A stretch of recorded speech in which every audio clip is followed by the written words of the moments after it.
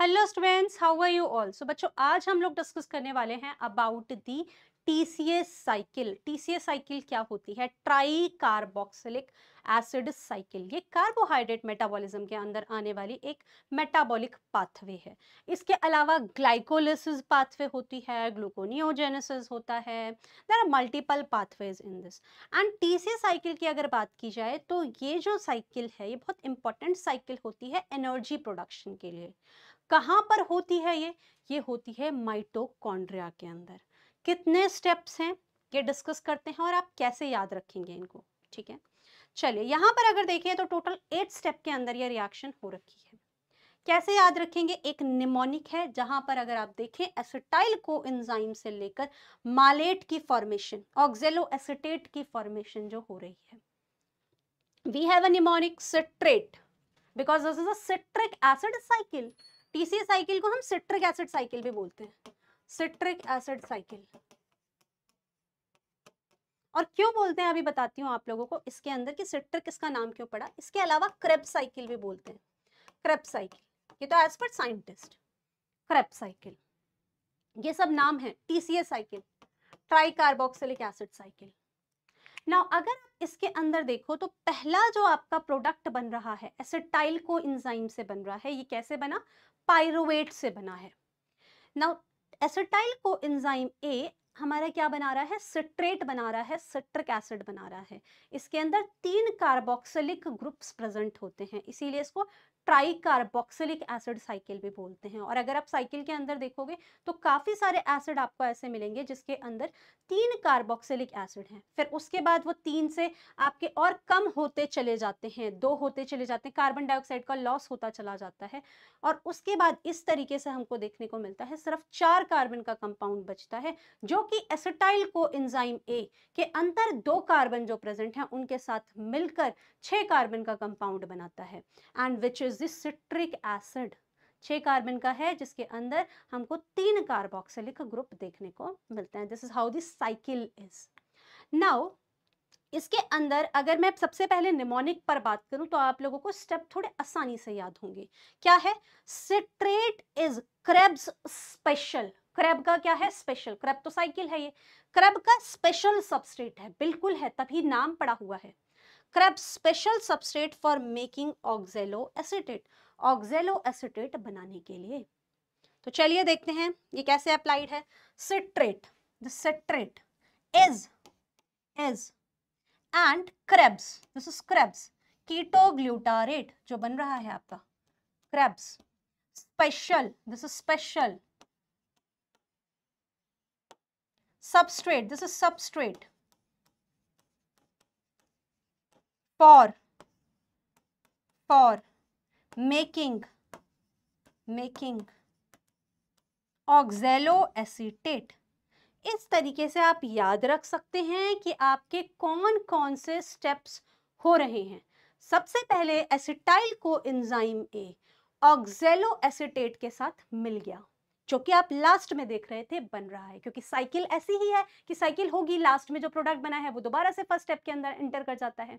तो acetyl co enzyme A ऑक्जेलो acetate के साथ मिलेगा। 4 कार्बन का ये है, 2 कार्बन का ये है, दोनों मिलकर 6 कार्बन का कंपाउंड बनाएंगे जिसके अंदर 3 COOH प्रेजेंट है। Citrate, citric acid, this is why it is known as citric acid cycle. Enzyme कौन सा है? सिट्रेट सिंथेस, क्योंकि सिट्रेट की सिंथेसिस हो रही है।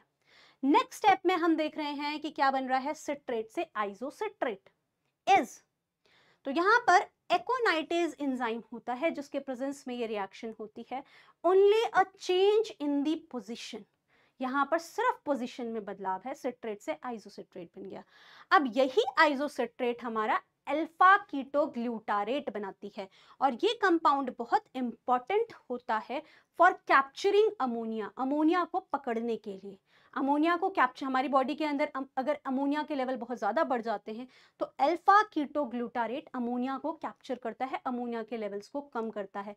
इसीलिए अगर बॉडी में हाइपर अमोनिया हो गया, अमोनिया के लेवल्स बढ़ गए, उस टाइम अल्फा कीटोग्लूटारेट अमोनिया को लेने में ज़्यादा बिजी हो जाता है, और बॉडी के अंदर टीसीएस साइकिल में यहाँ पर हमको देखने को मिलता है कि स्टेप्स हैम्पर हो जाएंगे, रुक जाते हैं, और एनर्जी का प्रोडक्शन कम होता है। ठीक है, सो ये भी बॉडी का मैकेनिज्म है जिसमें हमको ऐसा देखने को मिलता है। नाउ ये वाली स्टेप जो हो रही है वो हमारी आइसोसिट्रेट डिहाइड्रोजनेज से हो रही है। कौन सा यहाँ पर सबस्ट्रेट था? आइसोसिट्रेट था। इसके अंदर डिहाइड्रोजनेज रिएक्शन होगी और कीटोग्लूटारेट बन जाएगा। इसके बाद अगर हम देखें यही कीटोग्लूटारेट क्या बनाता है? सक्सिनाइल कोएंजाइम ए बनाता है। तो मैं आप लोगों को बता रही थी जो 6 कार्बन का कंपाउंड है स्टार्टिंग में, ये हमारा कार्बन को लूज करता चला जाता है। तो आप देख रहे हैं कार्बन डाइऑक्साइड को लूज करता चला जा रहा है और धीरे धीरे आप देखेंगे तो 4 कार्बन का ही कंपाउंड बचता है। तो यहाँ पे क्या बना? पहले सक्सिनाइल कोएंजाइम ए बना, फिर वही सक्सिनाइल कोएंजाइम से कोएंजाइम ए बाहर चला गया और हमारा सक्सिनेट बन गया। किसकी प्रेजेंस में? सक्सिनाइल कोएंजाइम ए की, कोएंजाइम ए सिंथेटेज की प्रेजेंस में ये रिएक्शन हुई है। नेक्स्ट स्टेप हमारा सक्सिनेट से फ्यूमरेट बन रहा है, वो हमारा सक्सिनेट डिहाइड्रोजनेज की हेल्प से होगा। यहाँ पर डिहाइड्रोजनेज एंजाइम रिक्वायर्ड होता है और फ्यूमरेट बनता है। नेक्स्ट स्टेप में हम देखते हैं यही फ्यूमरेट मालेट में कन्वर्ट हो जाता है, फ्यूमरेज टूट जाता है, फ्यूमरेज एंजाइम यहाँ पर आ गया। And last is the malate is the oxaloacetate formation in the presence of dehydrogenase enzyme। एक dehydrogenase enzyme होता है जो कि मालेट के अंदर क्या करता है? हाइड्रोजन का लॉस करा रहा है, डिहाइड्रोजनेज कर रहा है, एंड इसकी वजह से हमारा oxaloacetate which is a 4 carbon compound it will enter in the reaction again। ये रिएक्शन में दोबारा चला जाता है और इसी तरीके की ये रिएक्शन चलती जाएगी। कितनी एटीपी की प्रोडक्शन होगी? टोटल अगर मैं बात करूं 1 ग्लूकोज, एक ग्लूकोज जो कि आपका क्या बनाता है? सबसे पहले पाइरुवेट बनाता है और यही पाइरुवेट एसिटाइल कोएंजाइम ए बनाता है। 2 मॉलिक्यूल्स हमको देखने को मिलते हैं। ठीक है, इसके बाद हमको क्या देखने को मिलता है? टीसीएस साइकिल देखने को मिलती है। इस टीसीएस साइकिल में टोटल 20 एटीपी का प्रोडक्शन होगा। तो 20 एटीपी, ग्लूकोज से पाइरुवेट 7 एटीपी एंड पाइरुवेट से acetyl coenzyme A 5 ATP, acetyl coenzyme A से टीसीएस साइकिल में 20 एटीपी। तो टोटल अगर आप करो टिल टू दी ग्लाइकोलिसिस से लेकर टीसीएस साइकिल तक कितनी एटीपी बन गई? Total 32 ATP.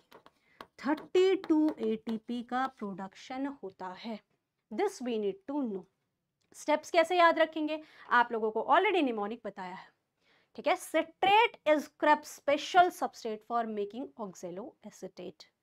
So citrate, then we have a isocitrate, then we have a ketoglutarate, then we have a succinyl coenzyme A, then succinate, fumarate, malate and oxaloacetate।